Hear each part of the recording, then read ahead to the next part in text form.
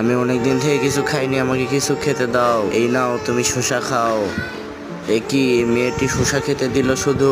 এটা দিয়ে তো আমার কিছুই হবে না। হা হা হা হা। দাঁড়া, এই গরিব লোকটার জন্য আমি কিছু করতেছি।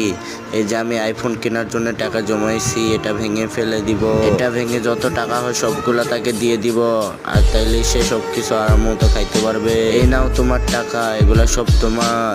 এতগুলা টাকা আমাকে দিয়ে দিল। এ কি কাগজে, এটা কি লেখা? Dream iPhone. এটা কি হলো? আইফোন কেনার টাকা আমাকে দিয়ে দিল। এখন আমি প্রচুর টাকা কামাই করে তাকে একটা আইফোন কিনে দিব। এই নাও টাকা, এখন আমি আইফোন কিনে দিব তাকে। সেটি দেখার আগে বন্ধুরা, এই দুটির মধ্যে আপনি কোনটি বেছে নেবেন? সামান্য কিছু টাকা নাকি মা? আমার মতো যারা মাকে বেছে নেবেন তারা ভিডিওতে লাইক দিয়ে চ্যানেলটি সাবস্ক্রাইব করবেন, আর পারলে কমেন্ট বক্সে আই লাভ ইউ মা লিখে যাবেন। পর লোকটি ঘরের বাইরে আইফোন রেখে দেয়।